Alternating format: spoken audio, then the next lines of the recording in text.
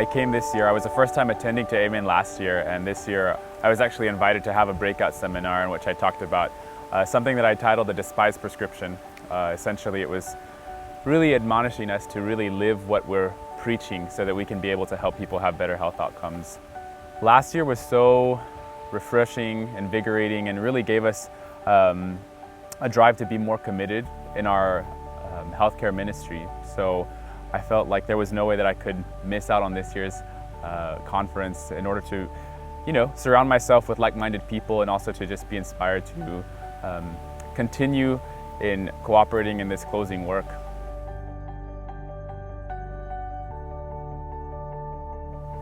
I think more than anything, the call to service is one, being willing to embody what it is to be like Jesus. We are called to such a high calling, and I think many times we can't give what we don't have. And so first and foremost, it's really taking care of your affairs and your life and understanding how the Lord wants to use you in His plan. So once you understand that, whether it's in healthcare or any other capacity, I think that's where it all starts.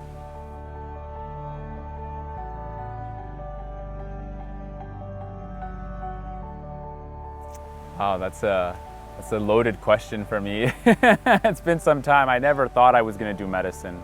It was never in my plans. I really came from an area where I didn't know anybody who had ever practiced medicine, that went to professional school for that matter. But I'd probably say the first time was in a pre-medical school program that I was in. I had just participated in this harvesting of organs for a lung transplant.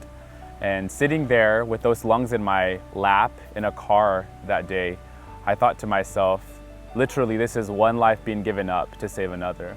And it just really reminded me of the story of Jesus. And I felt like at that moment is when I understood the connection that there was between the spiritual and the physical. And after that, I was very sure that God wanted me to pursue a career in medicine. Although from before then, I was unsure, had no direction. But that really made it real for me. And of course, since then, the Lord has been able to provide many, many experiences that have just solidified that calling. So long story short, really one experience after the other that kind of the Lord was leading me and nudging me in this direction.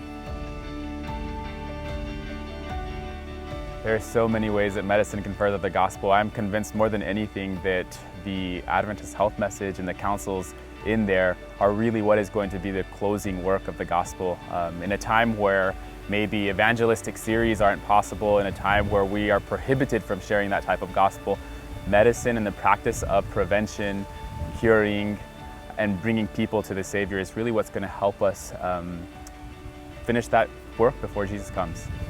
I think on a daily basis, there are many opportunities that we have to share the gospel.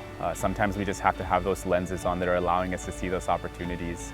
If we'll take a pause back from the things that we're doing, the administrative duties that we have before us, sometimes the Lord will speak to us, and it may just be one word that the patient says or something that indicates that they are in need of a Savior. We just really have to have those spiritual lenses on, and I think that comes from a daily committed devotional life and really allowing the Lord to be present in your life on a daily basis.